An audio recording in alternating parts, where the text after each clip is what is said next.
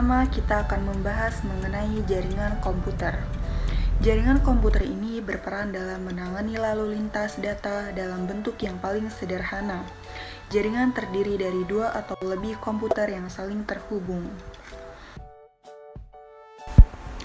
Komponen komputer jaringan sederhana yaitu terdiri dari switch dan hub yang punya fungsi sama, yaitu mengirim paket data ke semua perangkat yang terhubung.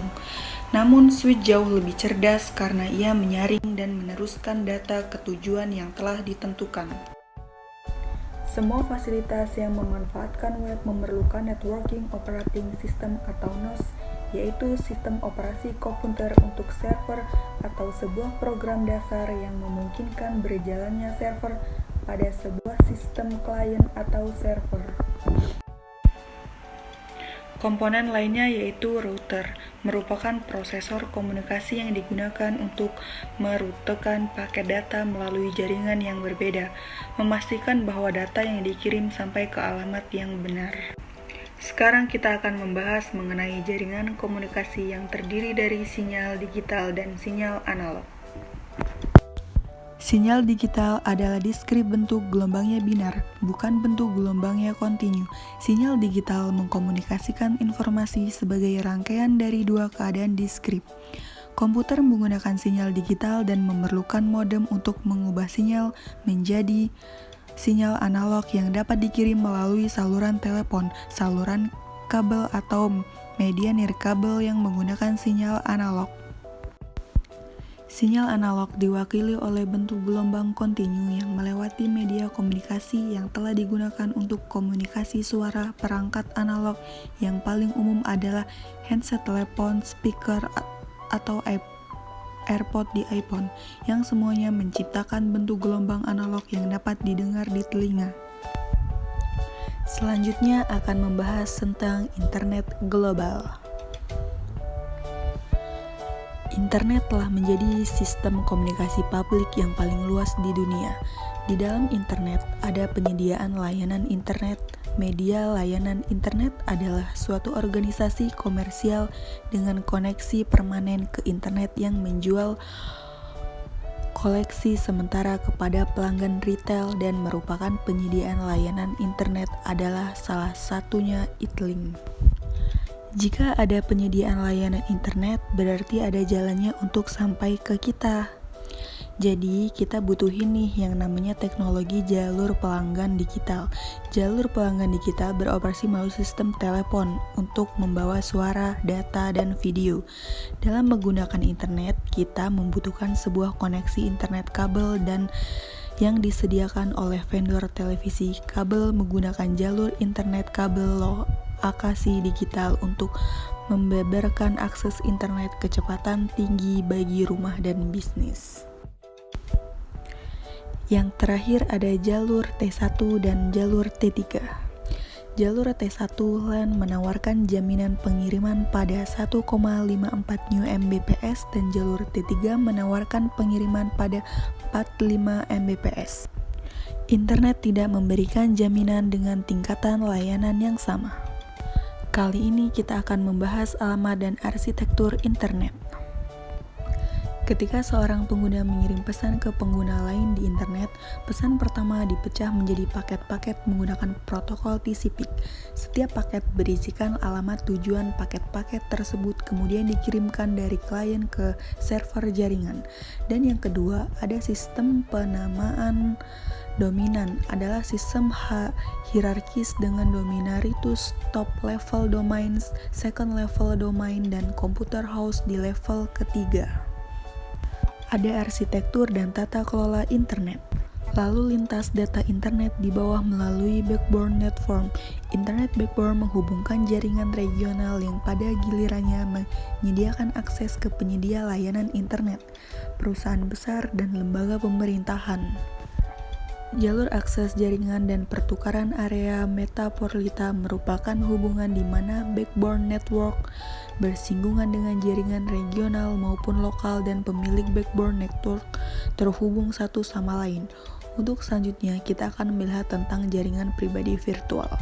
Jaringan pribadi virtual melindungi data yang dikirimkan melalui internet publik dengan mengkode data dan membungkus mereka dalam internet protokol. Selanjutnya ada web. Web adalah layanan internet yang paling populer. Web merupakan sistem dengan standar yang diterima secara universal untuk menyimpan, mengambil, memformat, dan menampilkan informasi menggunakan arsitektur klien revolusi wireless atau nirkabel. Komunikasi nirkabel membuat perusahaan-perusahaan lebih mudah berhubungan dengan pelanggan, pemasok, dan karyawan serta memberikan pengaturan yang lebih fleksibel dalam mengelola pekerjaan. Sistem seluler. Layanan seluler digital menggunakan beberapa standar yang saling bersaingan dan tidak kompatibel. Di Eropa dan banyak negara lain di seluruh dunia menggunakan standar Global System for Mobile Communication atau GSM.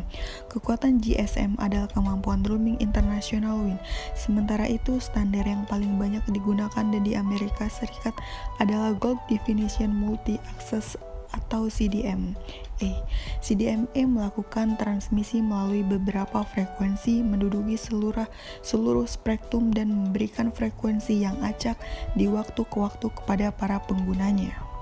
Pengguna teknologi seluler ekonomis yang paling banyak untuk transmisi data adalah SMS atau Short Message Service. Jaringan komputer nirkabel dan akses internet nirkabel untuk dapat menghubungkan hingga 8 perangkat dalam jaringan 10 meter menggunakan komunikasi daya rendah berbasis radio dan dapat melakukan transmisi sampai 722 kbps pada pita 2,4 GHz. Walaupun Bluetooth lebih banyak digunakan untuk jaringan pribadi, Bluetooth juga telah digunakan dalam perusahaan-perusahaan besar. Wi-Fi atau Wireless Virtuality dan akses internet nirkabel. Perusahaan besar dan bisnis kecil menggunakan jaringan Wi-Fi untuk menyediakan LAN dan akses internet nirkabel berbiaya rendah. Sementara itu, hotspot umumnya terdiri atas satu atau beberapa titik akses yang ditempelkan di langit-langit tembok atau titik strategis lainnya di tempat umum untuk menyediakan cangkupan nirkabel yang maksimum untuk daerah tertentu.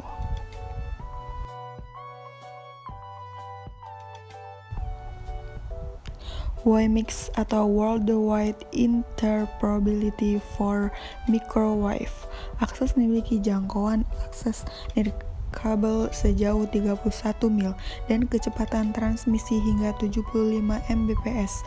Sebuah komputer yang dilengkapi dengan WiMAX akan menerima data dari stasiun pemancar WiMAX, mungkin menggunakan data yang termikripsi untuk mencegah penggunaan yang tidak sah yang mencuri hak akses.